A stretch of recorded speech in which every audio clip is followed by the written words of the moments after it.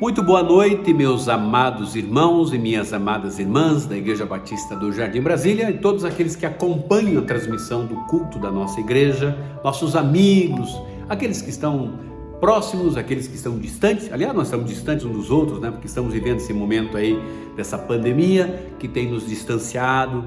Estamos com muita saudade uns dos outros, né? Eu sei que a transmissão através do YouTube não é a mesma coisa, né? A gente não chega nem aos pés da nossa comunhão, do nosso encontro, daquele momento de louvor, de adoração, de estarmos expressando a nossa adoração a Deus através dos cânticos, né?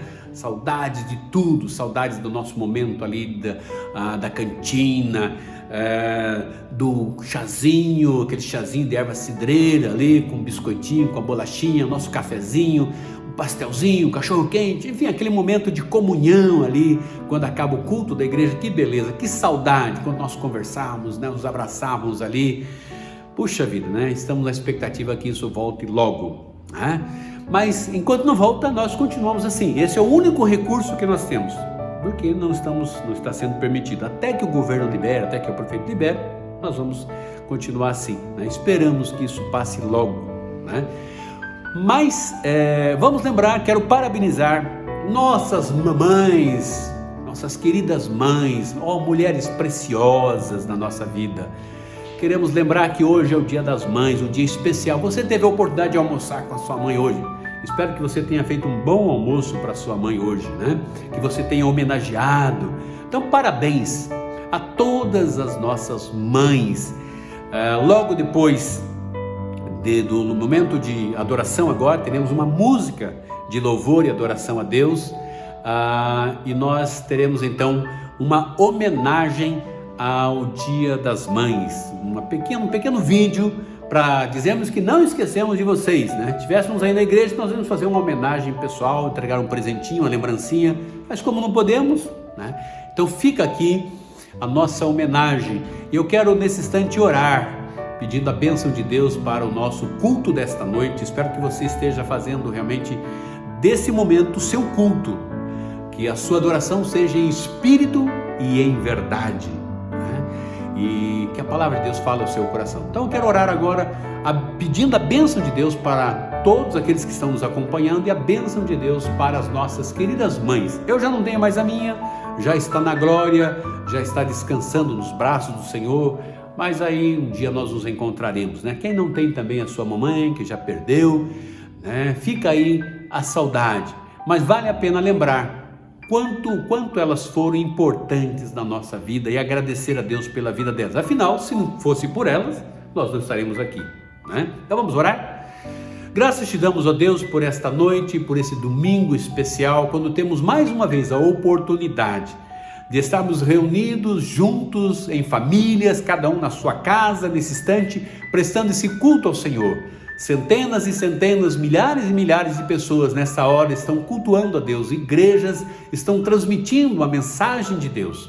Que esta mensagem transmitida nesta noite possa alcançar cada coração. O Senhor sabe a necessidade de cada coração. O Senhor sabe o que cada um precisa. Por isso, Pai, que Teu Espírito Santo esteja trabalhando agora na vida de cada pessoa que está nos ouvindo, cada família, e que o Senhor receba esse culto, receba a nossa adoração, e que essa adoração possa agradar ao Senhor. Pai, fale ao nosso coração através da Tua palavra, que esta palavra que será pregada nesta noite, que será anunciada seja a voz de Deus para o nosso coração, que ela venha ao encontro, Pai, daquilo que nós precisamos ouvir, das nossas necessidades. Queremos nesse instante abençoar cada família, pedir que a Tua mão esteja sobre cada vida. Ó Deus, nós queremos especialmente agradecer pela vida de todas as mães, das nossas mães, aquelas que já passaram pela nossa vida, pelo legado que elas deixaram na nossa vida. Muitas, ó Deus, assim como a minha, não está mais comigo. Muitos nesse instante estão tristes e saudosos de suas mães, mas nós sabemos, ó Deus, quão importante elas foram na nossa vida. Receba a nossa gratidão pela vida de todas elas, por aquelas, ó Deus, que nesse instante estão sendo celebradas, pela vida, ó Deus, de cada uma. Que o Senhor possa abençoar, dando a elas sabedoria na educação dos seus filhos, na condução do seu lar, no seu trabalho, na sua vida como esposa, que elas sejam bênçãos, Senhor. Muito obrigado, ó Deus, por esse momento que nós estamos vivendo, nesse dia muito especial. Que o Senhor, sabemos que cada uma delas está sendo abençoadas em nome de Jesus. Receba a nossa gratidão pela vida de todas as mães. Em nome de Jesus.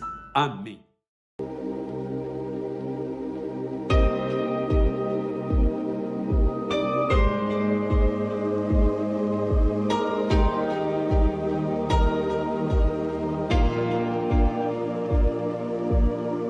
Tu és a minha luz, a minha salvação, e a ti me renderei. Se ao teu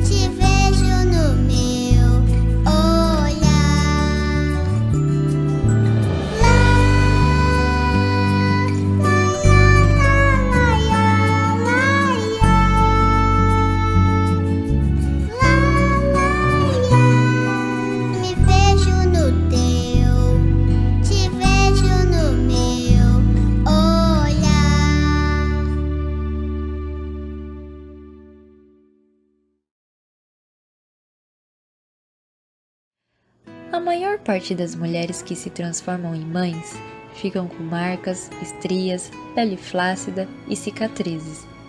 A verdade é que estas cicatrizes são tudo. São marcas que lembram os belos momentos e os grandes começos. Talvez uma mãe não se sinta bem esteticamente por causa da sua cicatriz, mas emocionalmente é uma das experiências mais maravilhosas que existem. Por quê? Simples, porque essa cicatriz a transformou em mãe. E ser mãe é como ter um coração fora do peito. É uma coisa extraordinária. Mãe quer dizer amor, quer dizer pureza, quer dizer carinho. Mãe faz o seu filho se sentir especial. É uma mulher forte, determinada, bela, digna do amor do pai. É formosa de perdão e paz. É uma mensageira de Deus, uma mulher sábia, uma escolhida do pai. Uma filha a qual Deus confia imensas bênçãos.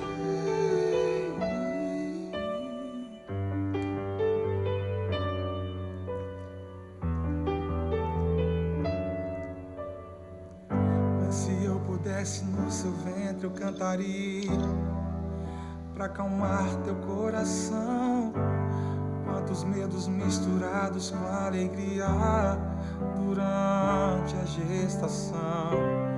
E se de repente tivesse que escolher entre a sua vida e a minha, certamente a senhora escolheria a minha.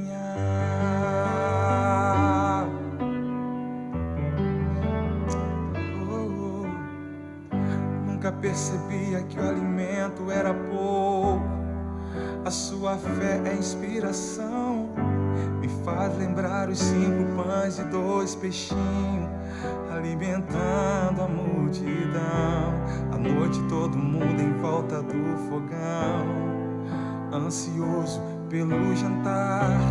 A lamparina acesa revelava a esperança em teu olhar. Hoje gero frutos das suas sementes. Não foi o bastante a senhora plantar. Chorou, cantou, cuidou, regou. A cada fase Deus estava lá.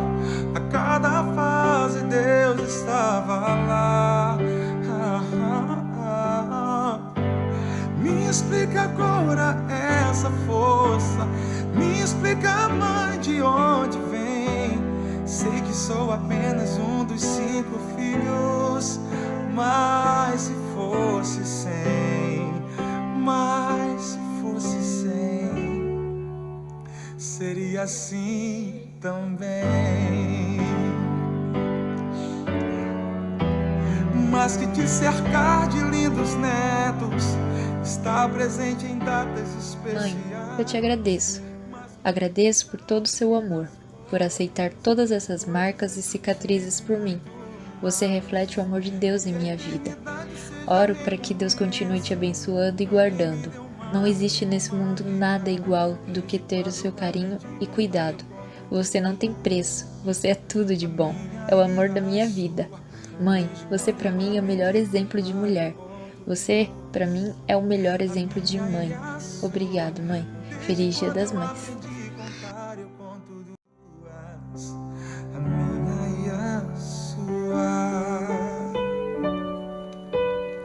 Mãe, te amo. Me explica agora essa força. Vamos meditar então na palavra de Deus, vamos ouvir aquilo que Deus tem para o nosso coração nesta noite. Espero que você esteja aí focado naquilo que Deus tem para o seu coração. Eu estava meditando aqui, ontem eu fui à feira aqui da minha região, né, do meu bairro, aqui da minha rua. Eu fui prevenido, evidentemente, com máscara, tem todo cuidado, né, evidentemente, porque eu fiquei impressionado com o número de gente que estava ali na feira. A feira estava lotada de pessoas e achei interessante que o número de barracas de ponta a ponta das ruas aqui, uma variedade muito grande de verduras, de frutas, de legumes, enfim, uma abundância, não estava faltando absolutamente nada. E eu fiquei me perguntando, onde está a crise, né? Onde está a crise do abastecimento que tem se falado tanto, né? Olha a crise do abastecimento, estamos entrando num momento trágico da economia. Onde está a crise da economia quando as pessoas estão aí comprando? Quando você vai no mercado, os mercados estão cheios, as prateleiras estão cheias, né? As pessoas estão toda hora oferecendo produtos para você e as pessoas estão lá, o mercado cheio de gente também, entupido de pessoas. Onde está a crise que tanto se propaga aí? Bom, nós temos que liberar aí as pessoas para a rua, as indústrias, empresas, trabalho, etc. tal, porque senão vamos entrar numa grande crise. Evidentemente que vamos entrar numa crise financeira, evidentemente maior, né? Provavelmente. Mas aí não se pode porque tem uma crise na área da saúde, né? Olha, é um perigo muito grande, etc. Como essa doença, o Covid-19, é trágico, tem matado muita gente. Eu sei que tem muitos familiares que já perderam seus amigos, já perderam pessoas da sua família. Enfim, nós estamos vivendo um momento trágico, né? Então, se liberar, o povo vai se contaminar mais, né? Se não liberar, a crise vai aumentar. Enfim, crise é o que tem se falado. Mas o que a gente pode aprender com esta crise, né? E a igreja? Será que a igreja está em crise? Será que as pessoas que fazem parte da igreja estão em crise? Que tipo de crise estamos vivendo? Emocionalmente, espiritualmente, fisicamente? Como que vai ficar a igreja depois desse período, dessa pandemia? Será que vai melhorar ou será que vai piorar, né? O que nós vamos ser? Como é que nós vamos nos comportar? Há uma historinha muito interessante sobre a crise, né? Como que a crise nos contamina? Conta-se que um homem muito simples, semi-analfabeto, ele tinha um carrinho de cachorro-quente e ele fazia aquele cachorro-quente com muito entusiasmo, com muita dedicação, com muito carinho, né? E era um cachorro-quente muito saboroso. E ele foi angariando clientes e clientes. Ele era muito simpático, muito comunicativo. Mesmo sendo semi-analfabeto, muito simples, ele fazia aquilo com uma dedicação muito grande. E ele tinha uma clientela muito grande, essa clientela cada vez mais aumentava. E ele vendia muitos cachorros-quentes. Com isso, com o dinheiro da venda desses cachorros-quentes, ele conseguiu mandar seus filhos para a faculdade. Seus filhos se formaram e um deles se formou em economia, né? E depois de ter se formado numa grande universidade, voltou para casa e então começou a conversar com seu pai. Em uma das conversas que o filho estava com seu pai, ele disse: pai, você continua vendendo cachorro quente? Sim, evidentemente que é o que nos sustenta, é o que mantém a família. Mas você não percebeu que nós estamos numa grande crise? Filho, nós estamos numa grande crise? Sim, veja aí a economia, veja aí os problemas mundiais, veja aí a bolsa, veja aí as indústrias, veja aí o desemprego, etc. E foi contando, aí o pai começou a pensar: meu filho é formado em economia, meu filho é doutor, realmente ele entende de tudo, né? Então, realmente nós devemos estar numa grande crise. E aí, aquele senhor, aquele pai, já não tinha mesmo entusiasmo, já não tinha a mesma dedicação, já não tinha a mesma motivação, não tinha a mesma alegria quando anteriormente vendia seu cachorro-quente, né? Agora já não contagiava mais as pessoas com tanta alegria, porque afinal de contas estávamos vivendo uma grande crise, não havia muita razão para estar motivado, né? Enfim, ele foi contaminado pela crise. E aí as suas vendas foram caindo, cada dia vendia menos, até que ele chegou numa conclusão e disse assim: de fato, meu filho é doutor, ele realmente tinha razão, nós realmente estamos numa grande crise, né?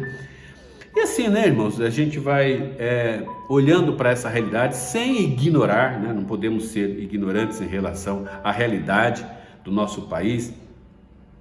Mas eu creio que nós viveremos depois dessa pandemia um tempo diferente, uma história que Deus tem, um momento da nossa história agora é um momento de reflexão, mas nós temos a certeza que nós vamos experimentar um grande despertamento espiritual. Por que eu digo isso? Por que nós vamos experimentar um grande despertamento espiritual? Eu tenho orado muito, pedido muito a Deus pelas pessoas que têm perdido a sua motivação, pessoas que perderam o seu temor a Deus, perderam o seu amor, perderam a sua alegria, perderam o seu entusiasmo, perderam a sua fidelidade, perderam o seu compromisso com Deus, porque foram contaminados por esta crise, Assim como aquele vendedor de cachorro-quente foi contaminado, não talvez pela crise em si, mas por uma palavra de desestímulo, uma palavra que colocou ele para baixo. Muitas vezes a gente também é contaminado por isso. Eu estava ouvindo participando de uma live esses dias com o pastor Evaldo. O pastor Evaldo é pastor lá da Igreja Batista da Praia da Costa, lá na cidade de Vila Velha, no Espírito Santo. E quando ele falava, me chamou a atenção alguns pontos que ele colocou sobre crise. Dizia ele, o pastor Evaldo, que a crise é imprevisível, que a crise torna situações imprevisíveis. Nosso isolamento poderia ser até o final de abril, mas já foi prorrogado até o final de maio. As igrejas tinham uma expectativa de abrir, então talvez seja lá para o meado de junho, provavelmente. Então a gente não tem muita, por mais informação que a gente tenha, a gente não tem muita certeza das coisas, a gente fica meio confuso. Por quê? Porque tudo é meio imprevisível.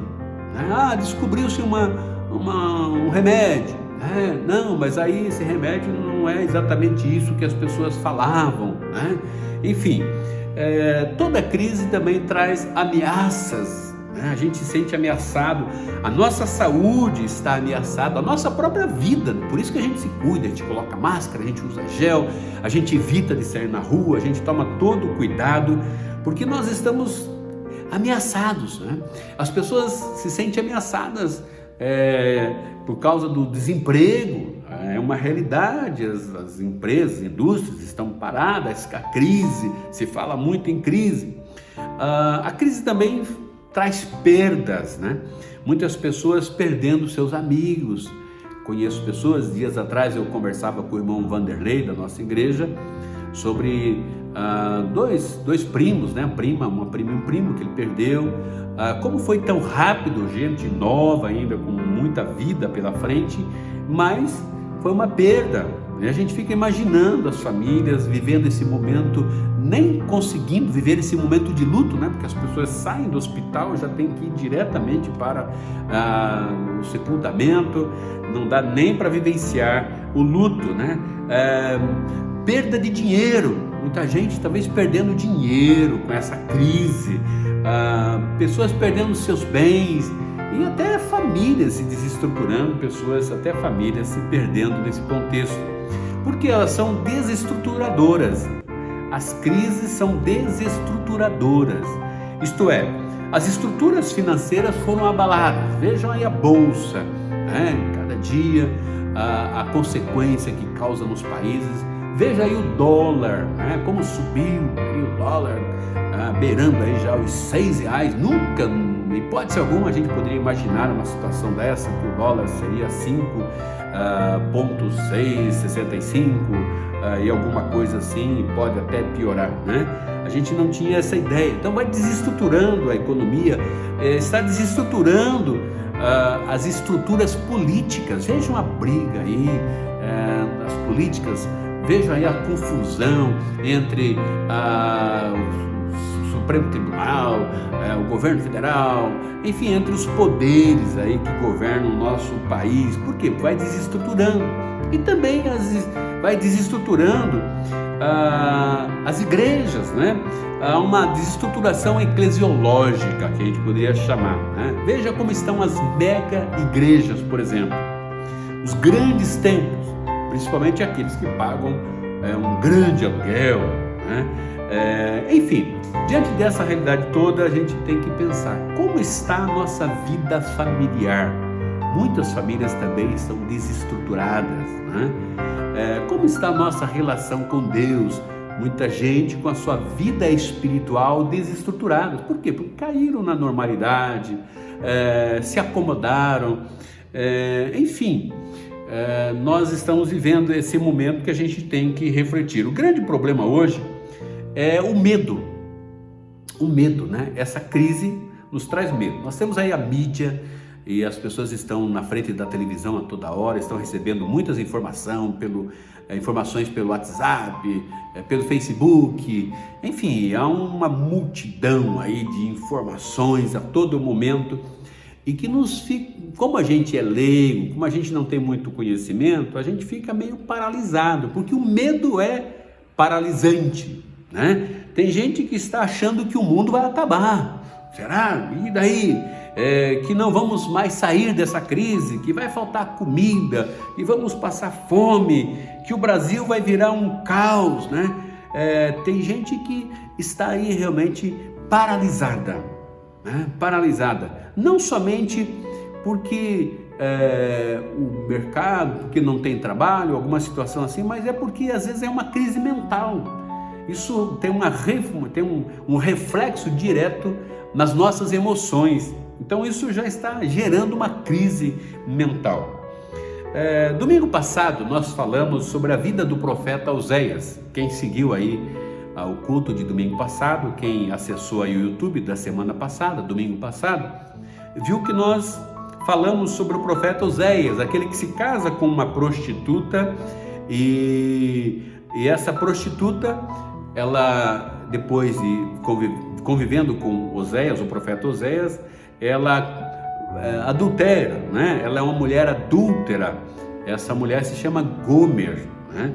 Esse casamento do profeta Oséias com essa prostituta, que mesmo no casamento vive em adultério, personifica a relação que Deus fez na aliança com o seu povo, com a nação de Israel.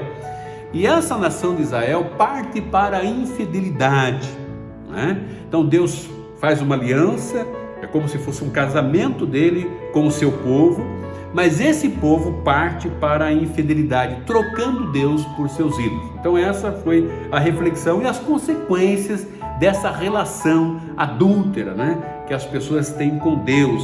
Então Oséias é conhecido como o profeta do amor, assim como Deus, com a sua infinita misericórdia, age para conosco com amor. O profeta Oséias representa ali, personifica a imagem de Deus e a sua relação com o seu povo.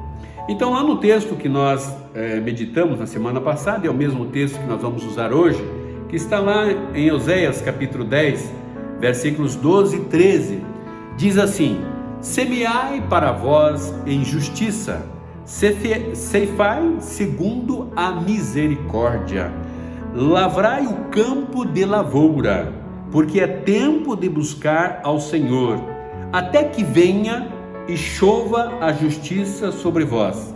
Lavraste a impiedade, cegastes a iniquidade. Lavrastes a impiedade, cegastes a iniquidade, e comestes o fruto da mentira, porque confiaste no teu caminho, na multidão dos teus poderosos. Isto é, o profeta está exortando a nação que confia em gente poderosa, em outros reis, em outras nações poderosas, como alguns outros impérios, fazia aliança com esses impérios e depois foi traído. Fez uma aliança com a Síria, por exemplo, foi traído pela Síria, a Síria invadiu a nação de Israel. E ele diz assim: semeai para vós em justiça, ceifai segundo a misericórdia, lavrai o campo da lavoura, porque é tempo de buscar o Senhor. A crise leva as pessoas a repensarem a sua relação com Deus, né? Então, essa crise que nós estamos vivendo, a crise que eu vivo, uma crise existencial, uma crise espiritual, ou uma enfermidade, a gente aprende das nossas limitações. nós não somos robô, né? Eu não sou uma mera máquina de produção, né? Embora a indústria, o sistema, olhe para você apenas como um número de uma pessoa que consome, de uma pessoa que compra ou de uma pessoa que produz. Tanto é que você chega numa idade, você já não tem mais capacidade para produzir nada, você é descartável na sociedade. Por isso a terceira idade, os idosos sempre são descartados porque não tem espaço na produção. Então é visto como um número, apenas como uma máquina, né, que quebra e substitui um parafuso. Uma máquina quebrou, você vai lá, substitui uma peça e essa máquina volta a funcionar, ou você descarta essa máquina como se descarta às vezes um celular velho, né, que você já não usa mais, que não lhe atende às suas necessidades. O que você faz? Você vai descartar aquilo ali, né? Por quê? Porque o sistema vê a gente apenas como um consumidor de produtos, né? Mas o ser humano é muito mais do que isso. Evidentemente que Deus nos fez com alma e espírito. Por isso nós temos necessidades interiores, necessidades espirituais. E essas necessidades espirituais, que muitas vezes se transformam em angústia, se transformam em depressão, se transformam em sentimentos de incerteza, de medo, de fraqueza, muitas vezes é a falta de alimentação que nós temos, da nossa relação espiritual com Deus. Enfim, todo ser humano tem dentro de si algo que só Deus pode preencher. Só o Espírito de Deus pode suprir essas necessidades que nós temos e muitas vezes não entendemos por que nós estamos vivenciando esse vazio dentro de nós.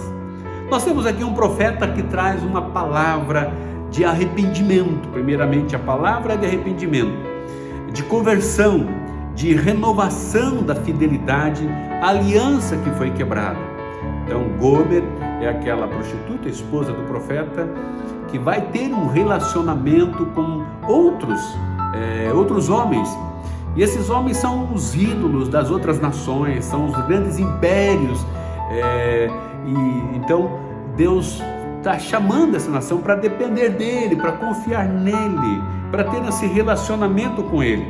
O profeta, quando a gente estuda a relação do profeta com o sacerdote, o profeta ele tem uma função diferente do sacerdote. O sacerdote, ele se esforçava para traduzir diante de Deus os anseios, os medos, as angústias do povo. Então ele levava as orações do povo até Deus e intercedia, né? Colocava diante de Deus tudo aquilo que o povo estava sofrendo, estava passando, suas tristezas, suas decepções, suas angústias, né? Agora o papel do profeta é diferente. O profeta traz a palavra de Deus, o profeta é a voz de Deus para o seu povo, né? O profeta é aquele que transmite a tristeza de Deus por causa do afastamento das pessoas de Deus, quando as pessoas se afastam dos caminhos de Deus.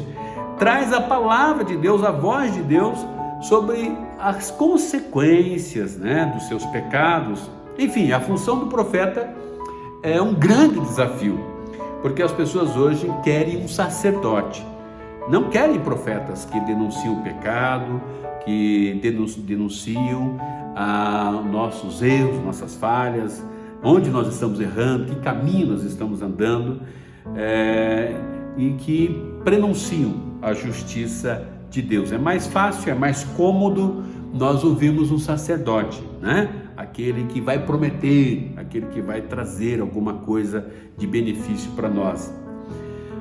A crise gera mudanças. A gente aprende com a crise que a gente muda, sempre está mudando. O mundo não será mais o mesmo. O mundo será diferente, toda a sociedade será diferente. As pessoas vão ter um relacionamento diferente. A igreja será diferente, o comportamento será diferente. A resposta de Deus para o profeta Oséias diante das crises gera uma mudança na nação, e tem que gerar mesmo, porque a nação agora está passando por uma crise, ela está passando por uma nova estruturação.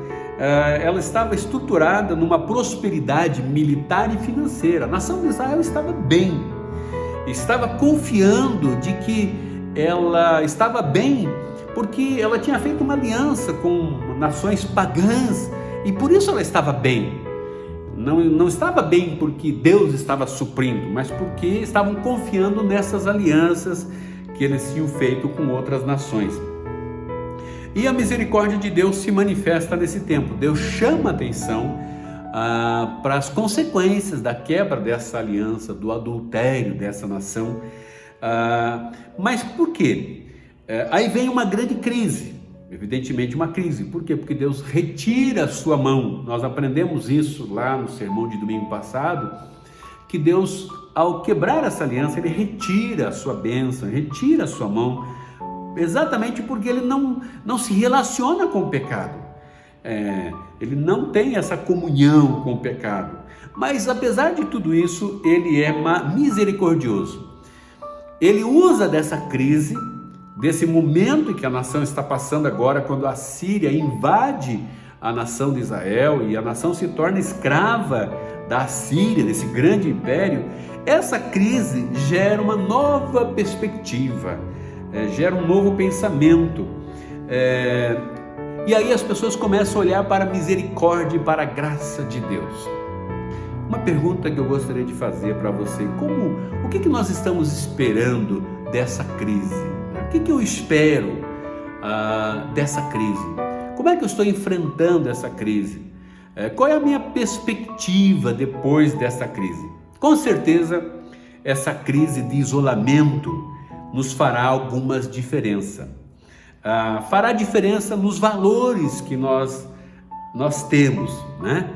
Valorizar aquilo que eu tenho, meus bens, a minha família, as pessoas que são próximas de mim, valorizar o que eu sou, né? O que eu sou é um tempo de pensar o que eu sou, quais são os meus projetos, quais são os meus planos, como é que eu vou realizar os meus projetos, de quem que eu estou dependendo? Estou dependendo do governo? Estou dependendo dos cientistas que descubram a vacina? Será que eu não vou me contaminar depois que todo mundo achar que essa pandemia passou? Será que não virá uma pior ainda? Como é que eu posso fazer meus planos diante dessa realidade? Valorizar as pessoas que nós amamos, a nossa família, os amigos. Talvez nós nunca tenhamos valorizado tanto as pessoas que são próximas de nós. Tanto é que estão as lives aí, a gente toda hora está se comunicando com alguém da família. Enfim, é o momento de nós valorizarmos as pessoas, valorizar a comunhão com os nossos irmãos.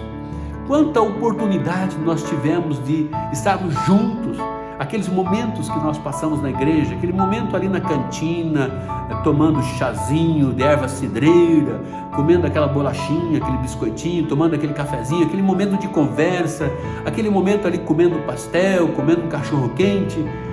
Quantas oportunidades nós tivemos e às vezes saímos correndo, né? Porque temos um compromisso, não porque amanhã é segunda-feira, não porque eu estou cansado e eu não quero ouvir conversas, eu não quero ouvir o problema das pessoas, eu não quero saber quem veio aqui, quem é novo, quem é velho, enfim, nós estamos focados em nós mesmos. Quantas vezes a gente sai correndo? E agora quanta falta nós sentimos das pessoas que nós convivíamos, quanta falta faz, quanta saudade nos dá.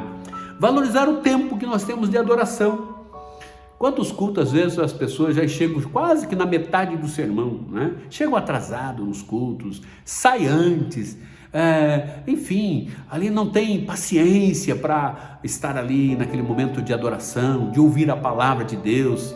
Tudo é muito corrido, ou se o culto é muito longo, já sai reclamando porque talvez o sermão tenha sido muito longo, o culto seja muito longo. Nós quantas vezes, né, tivemos esta oportunidade, quanta falta nos faz isso. E sobretudo, nós estamos aprendendo nessa crise a valorizar a nossa confiança e a nossa dependência de Deus. Quem somos nós? Somos tão frágeis, né? Somos tão frágeis. Nós dependemos muito de Deus, da misericórdia de Deus. Dependemos que Deus dê sabedoria para os cientistas, para os médicos, para que descubra essa vacina. Estamos ansiosos para que isso acabe logo, né? Isso me faz lembrar a história daquele homem que fez uma grande viagem no navio. Ele comprou a sua passagem e embarcou naquele navio e ia fazer a sua viagem. E quando ele foi viajar, ele comprou umas bolachinhas, uns pãezinhos, algumas coisas para comer durante a viagem. E então a viagem era longa e com o passar do tempo, aquela comida que ele comprou não foi suficiente, acabou. E ele começou a viver uma angústia muito grande ali, uma situação muito difícil e passando necessidade. E a cada momento ele via o garçom, passando com uma bandeja muito suculenta, cheia de coisas gostosas, com muita abundância. E ele via aquela comida, aquelas bebidas com muita abundância a todo momento e ele passando fome. E até que um dia ele então resolveu ir até o comandante do navio para pedir emprego para o comandante do navio, para ele suprir a sua fome, senão ele ia morrer de fome, E ele conversando com o comandante disse: deixa eu ver o seu bilhete, E aí ele mostrou o bilhete, E ele falou assim: não, mas nesse bilhete você tem direito a tudo nesse navio. Você tem direito a toda essa comida, você não precisa trabalhar aqui, você precisa apenas desfrutar, porque você tem direito a absolutamente tudo, Então muitas vezes eu penso assim, que muitas pessoas, Deus nos deu um bilhete, Deus nos deu tudo aquilo que nós podemos desfrutar, Deus nos deu as suas bênçãos, Deus nos colocou à disposição o seu Espírito para suprir as nossas necessidades, mas às vezes nós não descobrimos ainda o potencial, aquilo que Deus já estabeleceu, aquilo que Ele já nos revestiu com o seu poder, já fez morada na nossa vida. Ele colocou o seu Espírito Santo em nós somos morada do Espírito para desfrutarmos disso, mas nós somos às vezes como esse passageiro do navio, às vezes estamos alimentando daquilo que eu sou capaz de suprir, daquilo que eu sou capaz de comprar, mas estamos às vezes passando algumas necessidades, enquanto Deus está colocando à nossa disposição toda uma abundância de bênçãos, Para nós concluirmos, a palavra de Deus fala assim: olha, preparem o campo alqueivado. Em algumas versões aí que nós lemos de Oséias, fala sobre campo alqueivado. O que é um campo alqueivado? Conforme talvez esteja aí na sua Bíblia, algumas traduções mais antigas. O campo alqueivado, conforme diz Oséias, que era um agricultor, é um campo que produziu muito no passado. É uma terra que produziu muitos frutos, foi muito útil, mas agora essa terra está cansada, essa terra está improdutiva, esse campo é inútil para a agricultura. Então esse campo alqueivado, o profeta diz: olha, lavrai o campo alqueivado. Talvez na sua versão diga isso, alqueivado. E essa palavra alqueivado me chamou a atenção e eu fui exatamente procurar me aprofundar nisso daí.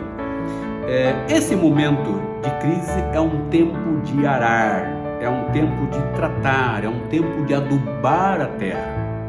Quando eu morava lá em Guarapuava, no interior do Paraná, eu gostava muito, na minha segunda-feira de folga, que geralmente os pastores têm um dia de folga, que é a segunda-feira, logo após o domingo. Então eu ia, no domingo à noite eu já ia lá para a fazenda lá do pessoal da igreja, e na segunda de manhãzinha eu acordava com eles e eu ia ver lá como é que era a plantação, lá vidente com mar. Então as máquinas vinham arando a terra e ao mesmo tempo adubando a terra, havia acontecido uma colheita, eles colhiam a soja, colhiam o milho, colhiam a cevada, e depois as máquinas, depois daquela plantação, a máquina vinha arando a terra e adubando a terra, preparando a terra para uma nova produção, porque se simplesmente ignorasse, não fizesse nada, a terra se tornaria improdutiva. Então eu fico pensando que campo é esse campo alqueivado? Esse campo alqueivado é o nosso coração, é um coração que endureceu, esse coração que ficou cauterizado, que está petrificado. Sabe quando você olha para aquela terra lá seca, aquela terra que está rachada, árida, e você não vê muita perspectiva?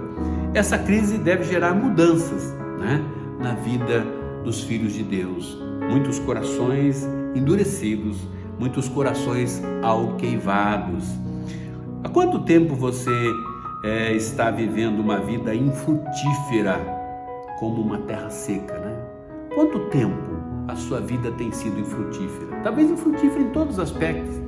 Infrutífera no sentido de trabalho, né? Você perdeu a perspectiva, você perdeu a motivação para o trabalho, você já não tem uma perspectiva, você perdeu a motivação para construir um projeto novo, talvez o sonho com uma casa, o sonho de trocar o seu carro, o sonho de constituir uma família, um casamento, de ter um filho, enfim, sei lá, talvez a sua vida tenha se tornado infrutífera, né? E na vida espiritual, quantas pessoas estão com a sua vida infrutífera, não produzem absolutamente nada, né? Quantas pessoas estão com o seu coração seco?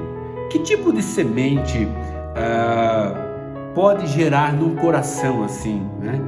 Que tipo de frutos pode gerar uma vida dessa forma? Que tipo de semente a gente pode esperar dessa terra?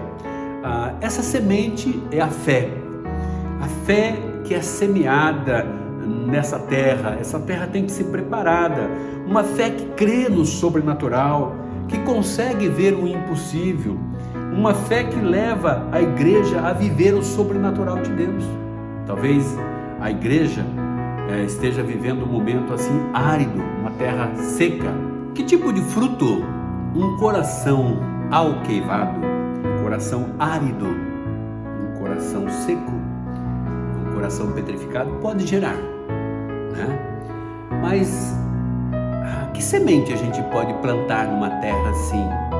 Primeiro a gente precisa aprender a arar a terra. O profeta vai dizendo: olha, preparem a terra, vocês precisam arar a terra, arar o seu coração. É preciso amolecer esse coração, é preciso quebrantar o coração. A Bíblia diz que Deus habita num coração quebrantado. O que é um coração quebrantado? É um coração aberto para Deus, aberto para receber as coisas de Deus. É um coração aberto para se alimentar das coisas de Deus. É um coração que tem fome de Deus. Essa semente é a nossa fé. Para que a gente possa gerar fruto, a gente precisa lançar a semente da fé. Uma fé que crê no sobrenatural, uma fé que consegue ver o impossível, uma fé que leva a igreja a viver o sobrenatural de Deus. Qual a diferença dessa igreja de hoje com a igreja do período de Atos dos Apóstolos? Um campo alqueivado. A igreja hoje virou uma instituição religiosa, né? E uma instituição social. Nós temos mega produções, né? Temos aí eventos extraordinários produzidos pela igreja.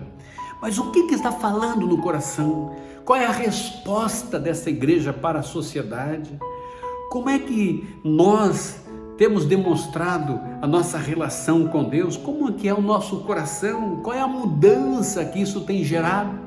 As megas igrejas estão cheias, mas por que a nossa sociedade está do jeito que está? Né?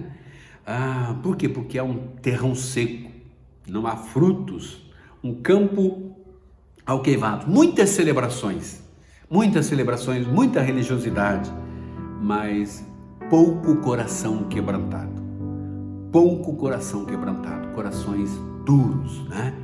Verdadeiros terrões, insensíveis à palavra de Deus, insensíveis à voz de Deus, assim como a nação de Israel, assim como o povo que Deus fez uma aliança, se tornou uma terra seca, não estava ouvindo mais a palavra de Deus. O profeta vem e traz uma palavra: olha, preparem, aproveite esse momento de crise, é o momento de trabalhar o seu coração.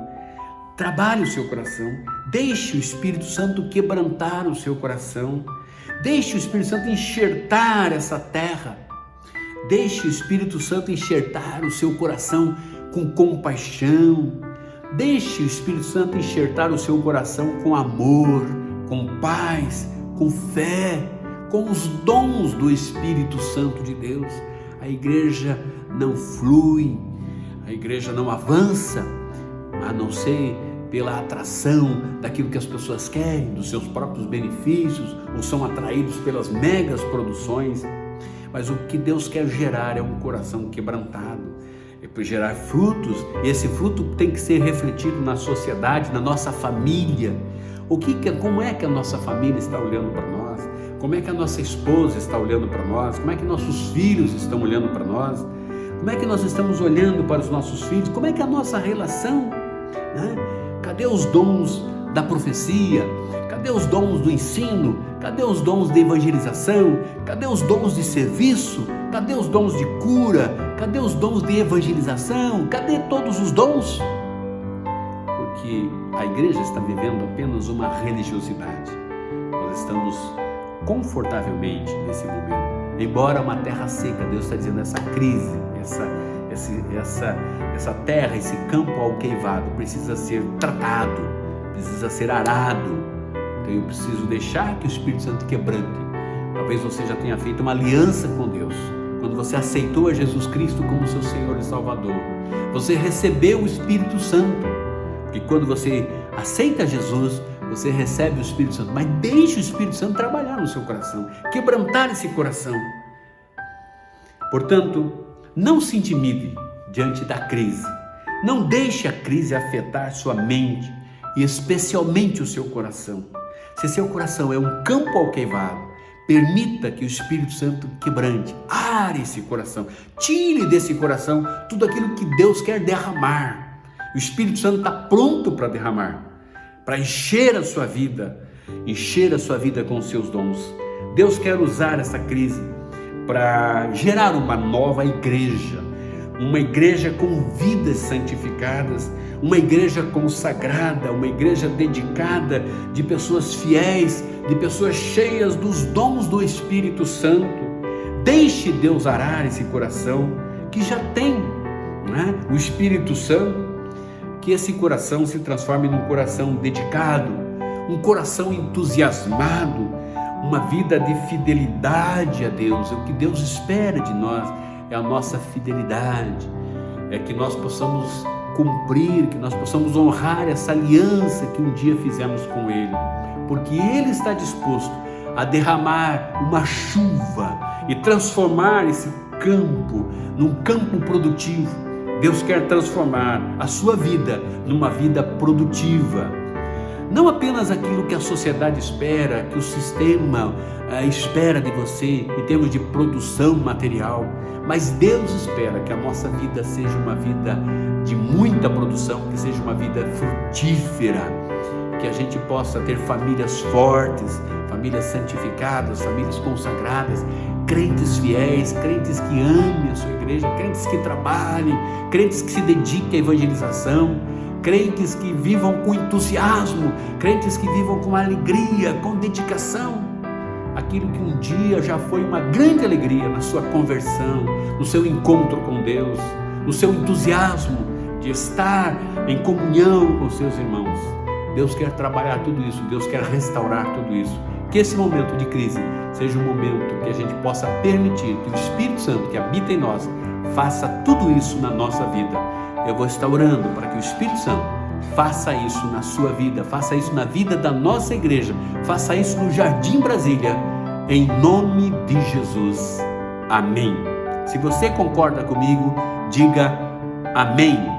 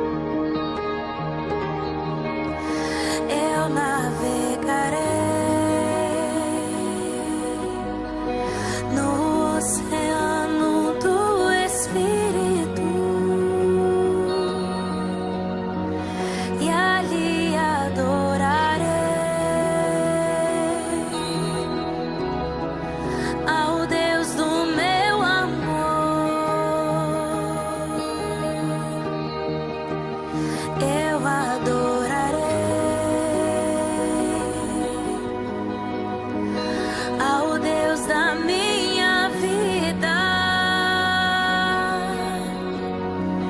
que me compreendeu sem nenhuma explicação. Espírito, Espírito, que desce como fogo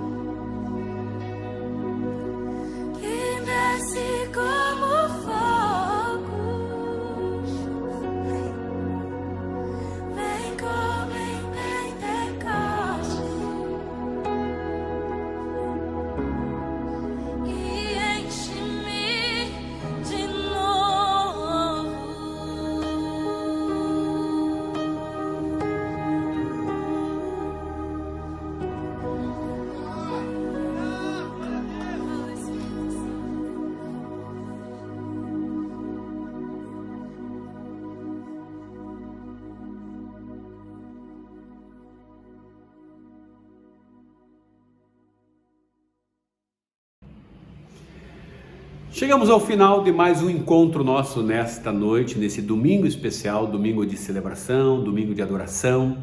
Espero que essa palavra hoje tenha falado ao seu coração, né?